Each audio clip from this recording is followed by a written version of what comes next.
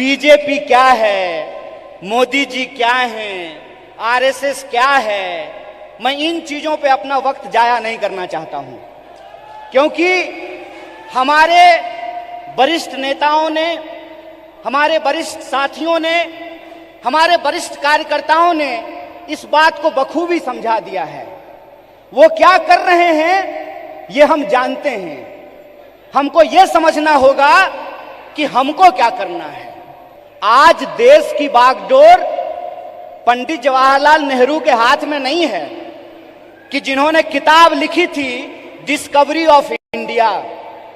आज देश की बागडोर डॉक्टर बाबा साहब भीमराव अंबेडकर के हाथ में नहीं है, जो विदेश पढ़ करके आए थे और इस देश की ड्राफ्टिंग कमेटी में कॉन्स्टिट्यूशन को लिखने का काम किया, बनाने का काम किया।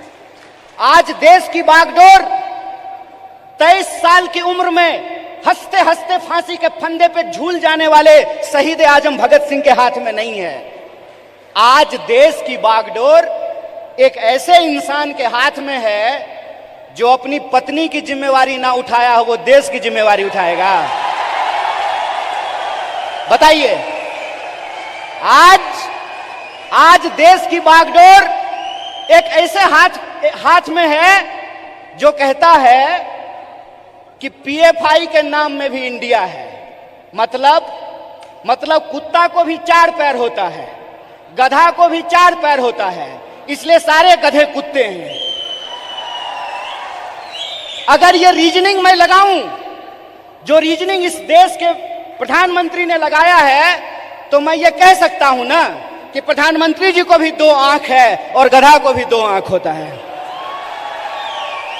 बोलिए, मैं ये बात क्यों कह रहा हूं? मेरा कोई मकसद नहीं है कि मैं भाजपा, मोदी और आरएसएस की चर्चा करूं। मैं सिर्फ आपको बता रहा हूं कि कितनी गंभीर परिस्थिति में आज हम खड़े हैं। इतनी गंभीर परिस्थिति में खड़े हैं कि संस्थाओं को तो छोड़ दीजिए, व्यक्तियों को भी बोलने का अधिकार नहीं है। इसीलिए जब आज आप यूथ कांग्रेस का झंडा अपने हाथ में उठाए हुए हैं, जब आप कहते हैं यूथ कांग्रेस जिंदाबाद, इसका क्या मतलब है? इसका मतलब यह है कि जिस देश की 55% आबादी नौजवान हो, जिस देश में दुनिया का हर 5वां युवक भारतीय हो, जिस देश में 45 साल में सबसे ज्यादा बेरोजगारी हो, और जिस देश में जिस दिन कारगिल विजय दिवस मनाया जा रहा था, उससे ठीक कुछ दिन पहले कारगिल में लड़ने वाले शहीदों के परिवार के साथ कैसी नग्नता की गई है, ये वीडियो आप लोगों ने देखा है। इसीलिए आप अपनी जिम्मेवारी को समझिए। आप इस गंभीर समय में जो आपकी भूमिका है उसको आपको समझने पड़ेगी।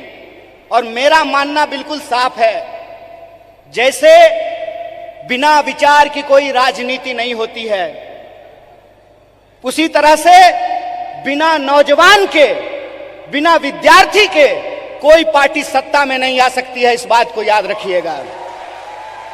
अगर आप चाहते हैं कि इस देश में सत्य का शासन हो और सत्ता पे बैठे हुए लोगों का जो अहंकार है, उस अहंकार को चकनाचूर किया जाए, जिस लोकतंत्र की बुनियाद पर, जिस जमहूरियत के दम पर आज उनको कुर्सी पे बिठाई गई है, अगर आप उनको नीचे उतारना चाहते हैं तो इस बात को आपको समझना पड़ेगा कि इस देश के नौजवानों और विद्यार्थियों को सबसे बड़ी भूमिका निभानी पड़ेगी।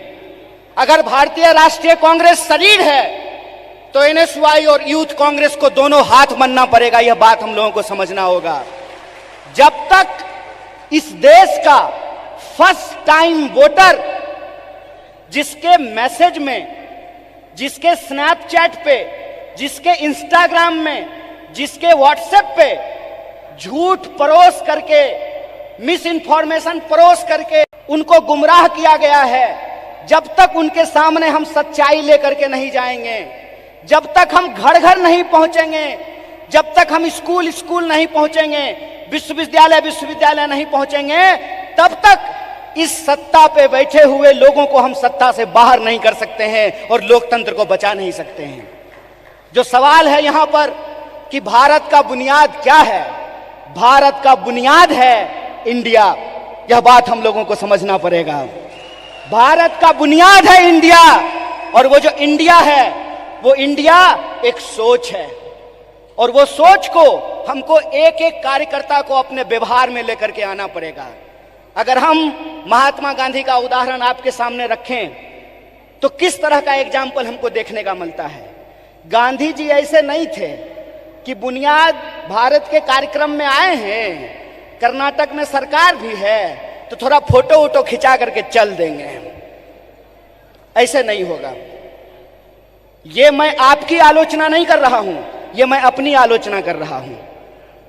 गांधीवादी तरीका यह है कि चंपारण में जब किसान लड़ रहे थे तो गांधी जी शहर छोड़ करके चंपारण चले गए, वहीं आश्रम बना दिया, महीनों तक लड़ते रहे और अंग्रेजों को धूल चटा दिया। ये गांधीवादी तरीका है।